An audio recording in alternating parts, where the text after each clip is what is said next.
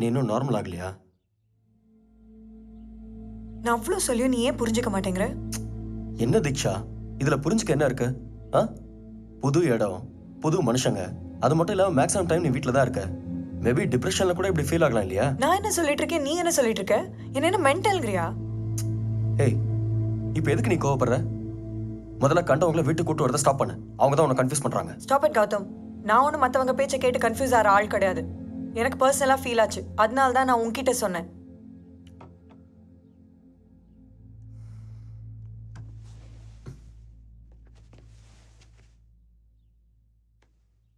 Diksha, I'm sorry. நான் வேணா எங்கள் ஆஃபீஸ்க்கு லீவ் போட்டுறேன். நாமெல்லாம் வெளியே போகலாம். ம், இட்ஸ் ஓகே கௌதம், நான் மேனேஜ் பண்ணிக்கிறேன். நீ ஆஃபீஸ்க்கு கிளம்பு. ஷோ. ம்.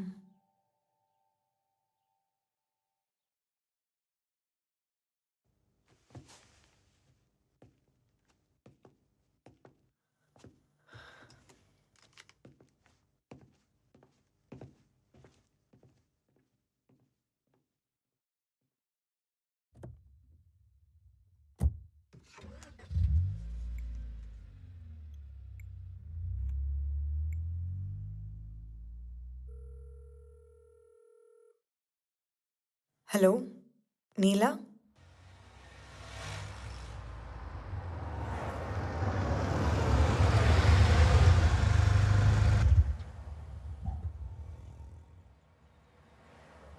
எப்படி சொல்றதுனே தெரியல.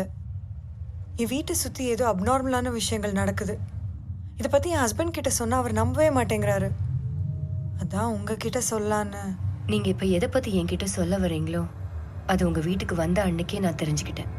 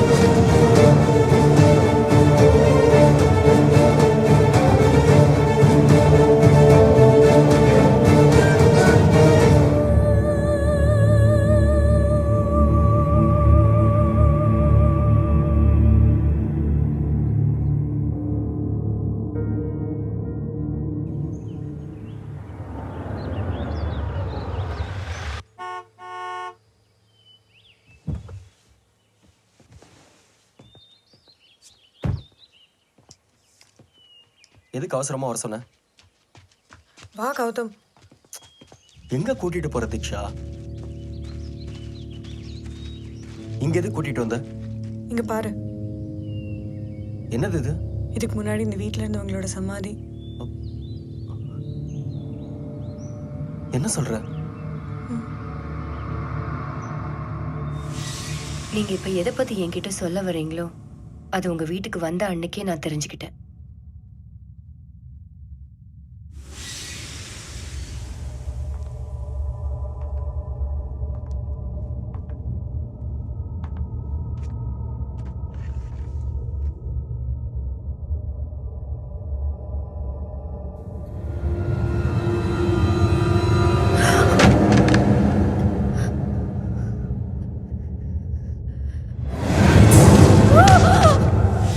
ஆனா காரணம் இல்லாம எந்த காரியமும் நடக்காது. சோ அந்த காரணத்தை தெரிஞ்சுக்க நான் தேடினேன். அதுக்கு முதல்ல இந்த வீட்டை பத்தியும் இந்த வீடு யாருக்காக கட்டப்பட்டுச்சுங்கிற விஷயத்தையும் தெரிஞ்சுக்கணும்னு நினைச்சேன். விசாரிச்சப்ப அது விஜயராஜேந்திர பூபதிங்கிற ஒரு ஜமீன்தாருக்காக கட்டப்பட்டுச்சுன்னு, கடைசியா அங்க ஒரு வயசானவர் தூக்கு போட்டு இறந்து போயிட்டதாகவும் ஊர் மக்கள் சில பேர் சொன்னாங்க. ஆனா இந்த 2 சம்பவங்களுக்கும் இடப்பட்ட காலத்துல என்ன நடந்துச்சுன்னு யாருக்கும் தெரியல. எவ்வளவு தேடியும் எனக்கும் அது கிடைக்கல. அது என்னன்னு தெரிஞ்சாதான் ஒரு முடிவுக்கு என்னால வர முடியுங்கிற கட்டத்துல எனக்கு அந்த பதில் ஒரு லைப்ரரியில கிடைக்கும்னு நான் கொஞ்சம் கூட எதிர்பார்க்கல.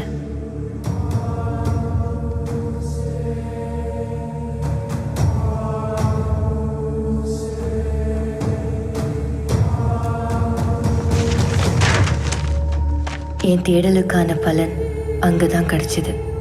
அது 1799 இருந்து 1920 வரைக்கும் மெட்ராஸ்ல வாழ்ந்த ஜமீன்தார்களோட வரலாறு குறிப்பு அடங்கிய ஒரு புக். அதுல நான் எதிர்பார்த்த அந்த பெயர் இருந்துச்சு, விஜயராஜேந்திர பூபதி 1835. படிக்க ஆரம்பிச்சேன். அவரை பத்தின பல கொடுமையான உண்மைகள் அதுல எழுதியிருக்கிறத பார்த்து நான் மிரண்டு போனேன். அவரும் பிரிட்டிஷ் கவர்மெண்ட்டும் சேர்ந்து தன் சொந்த மக்களுக்கு செஞ்ச வஞ்சனை எல்லாம் அதுல தெளிவா குறிப்பிடப்பட்டிருந்துச்சு.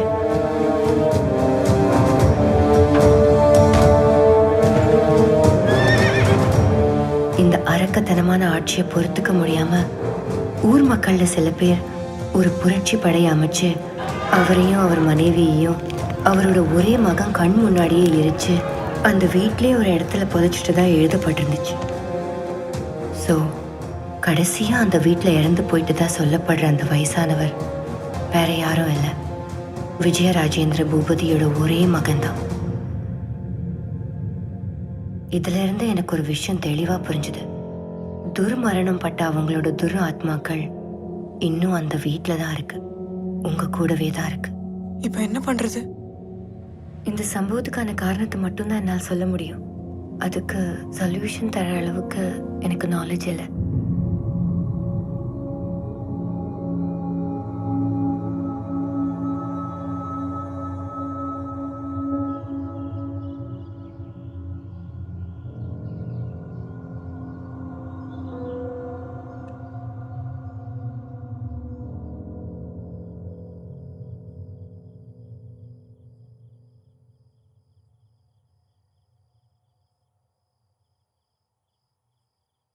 குழந்தைக்கு பால் கொடுத்து தூங்க வச்சாச்சு.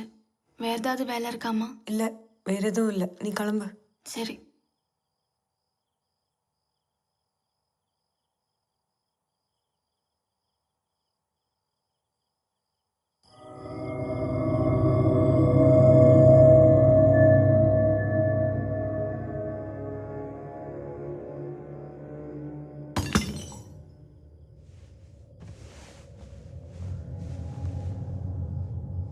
கௌதம், கௌதம், ஆ கீழே ஏதோ சத்தம் கேட்டுச்சு.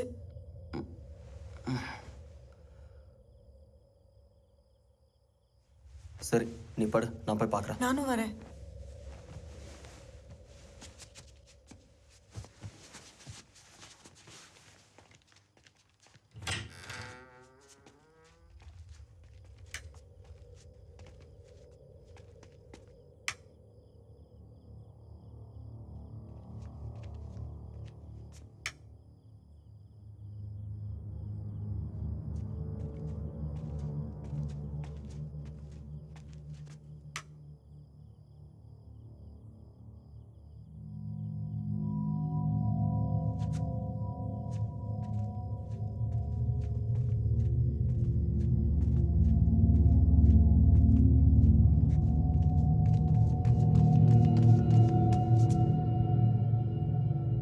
நான் சொன்னேன்ல, நம்மளையும் மீறி இந்த வீட்டுக்குள்ள ஏதோ நடக்குதுன்னு.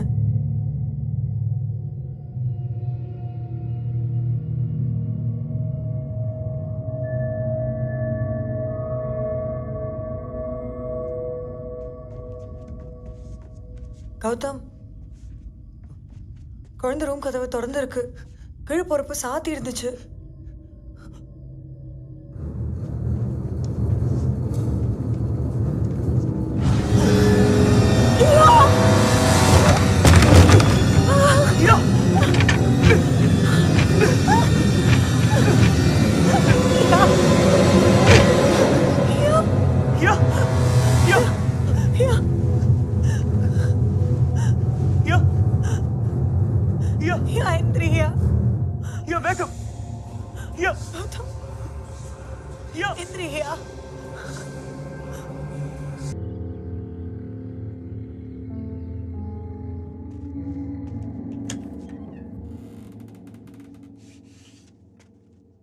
யாரு?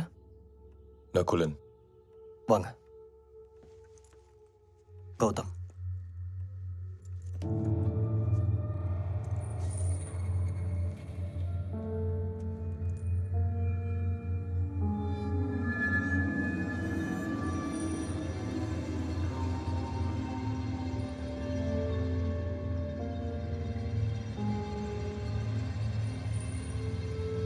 கம்.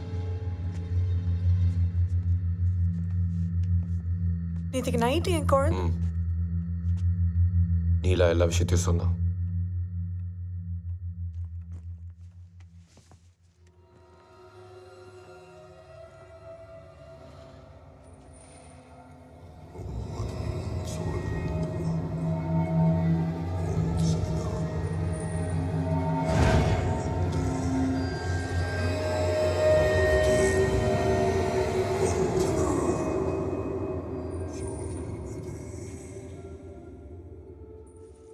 அந்த 2 சமாதி எங்க இருக்கு?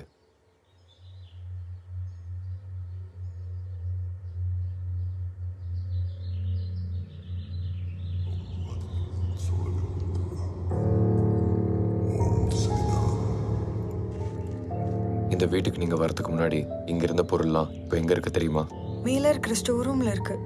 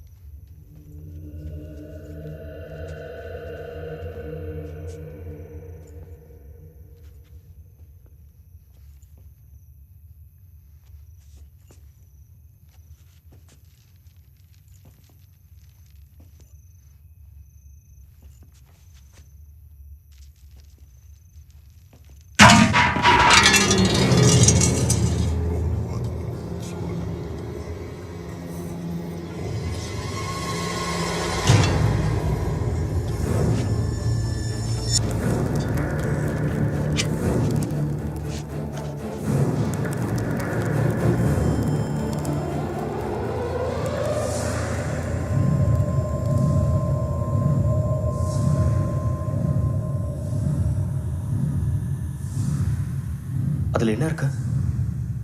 சொல்றேன்.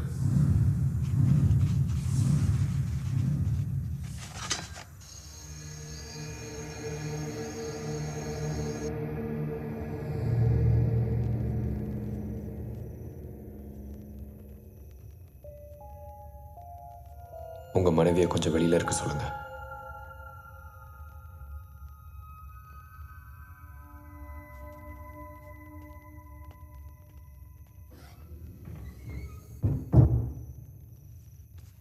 துராத்மாக்கள் என்ன நினைக்குதுன்றத இந்த எழுத்துக்கள் நம்ம காட்டும்.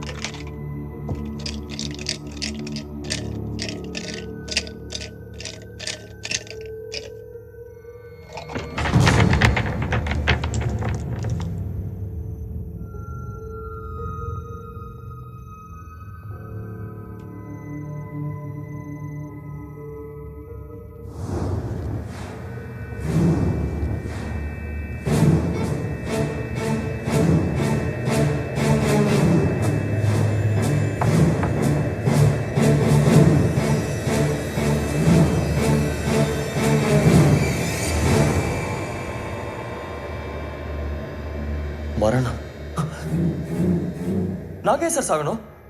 நாங்க என்ன பாவம் பண்ணோம் சாவறதுக்கு? இதுக்கு மேல இங்க இருக்க போறதில்ல. நாங்க உடனே இங்க இருந்து கிளம்புறோம். கௌதம், அப்படி ஒரு வழி இருந்தா நான் இங்க வந்த உடனே சொல்லியிருப்பேன்.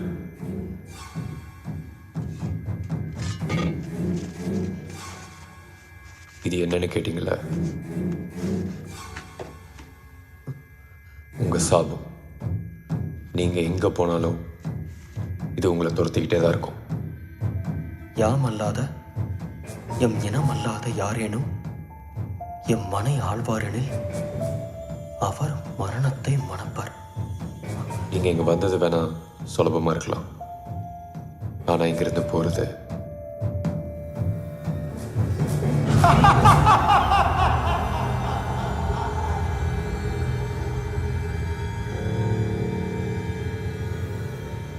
அப்படின்னா இதுல எழுதியிருக்கிற மாதிரி நாங்கெல்லாம் சாக வேண்டியதானா? அது நான் இருக்கிற வரைக்கும் நடக்க விட மாட்டேன். அப்ப இதுக்கு என்னதான் வழி? ஒரு வழி இருக்கு. மாந்திரீக பிரயோகங்கள் மூலமா இங்க இருக்கிற துராத்மாக்களை என் கட்டுப்பாட்டுக்குள்ள கொண்டு வர முடியும்.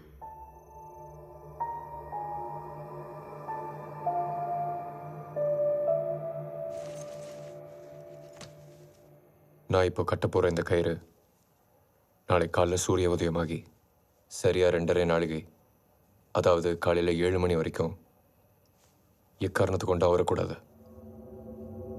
மீறி நடந்தா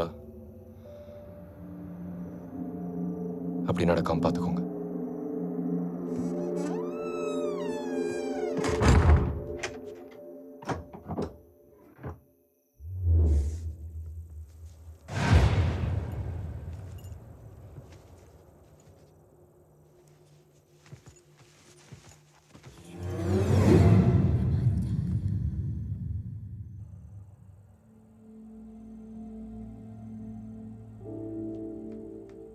என்னாச்சுப்பா? ஒன்றும் இல்லடா, நாளைக்கு எல்லாம் சரியா போயிடும். நாம திரும்ப யூஎஸ்கே போயிடலாம்.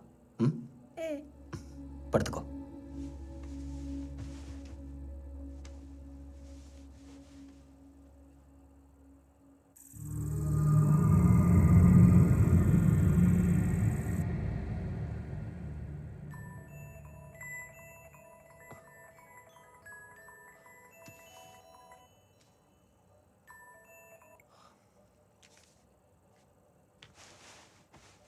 சொல்லுமா.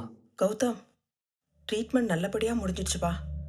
டாக்டர் நாளைக்கு டிஸ்சார்ஜ் ஆகலான்னு சொல்லிட்டாரு. அங்கே எல்லாரும் நல்லா இருக்கீங்கல்ல? இல்லம்மா, ஏன்பா, என்னாச்சு?